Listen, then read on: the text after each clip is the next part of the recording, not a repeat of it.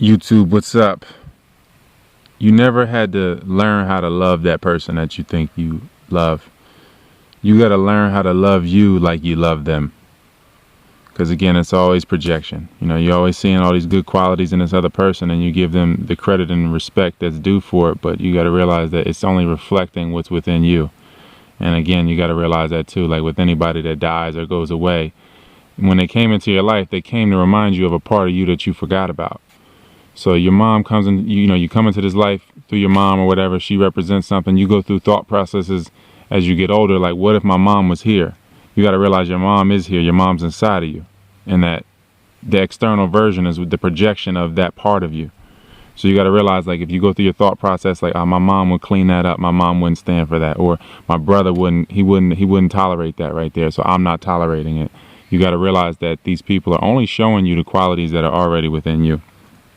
So, it's again, it comes down to archetypes anyway. It's not that many people. It's, 13 immortals manifesting themselves through 7 billion bodies. It's pretty much just 13 people in different mixed fashion in different ways, but that's really all it is. 13 essences, or that really come from this. They all come from the same source. So you got to know your own source to recognize the source of things, to see if somebody's actions are of fear or hate, greed, same thing, or of love.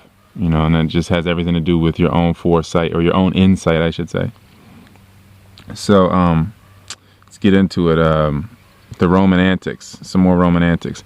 When people have less money, or families have less money, it creates this strife between them, right? Because again, it's about lust. It's about you have less money to use to buy things that would hurt you. So you're like, man, I can't hurt myself.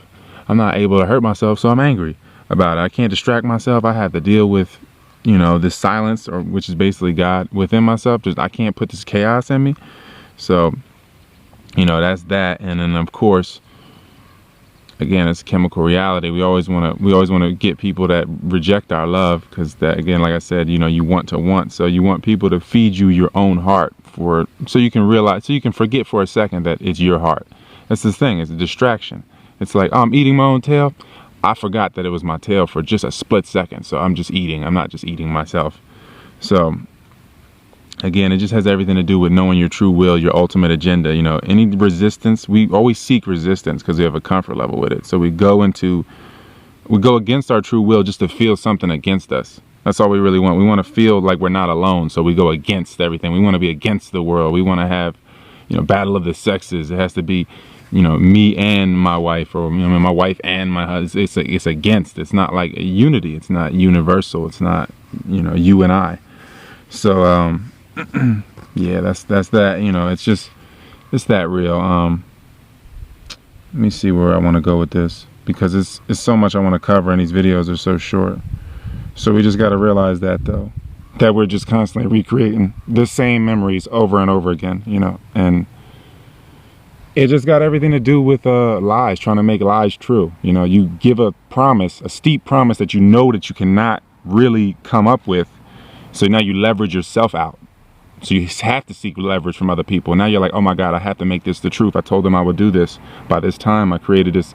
I quantified my life in this way. So now I have to leverage myself out and take from tomorrow so I can give today this lie. And it has everything to do with Roman antics. We're feeling like we have to do for this one other person instead of doing for ourselves. And we lose the sight of the connectivity of all people by trying to do for this one person to create this own image of ourselves, to prop up this own persona of ourselves that crushes us. We want to be this person like, oh yeah, I'm a good dad. I buy all these materialistic items from my kids or whatever. And meanwhile, I could have invested the money in humanity as a whole and it been better. And sometimes the best way to do that is just to invest in yourself. That's usually the best way. Invest your own breath into something complementary to the existence as a whole. Is the relationship making the whole existence better? Is it making your life? That's what you got to do with every decision. Good decisions to God decisions.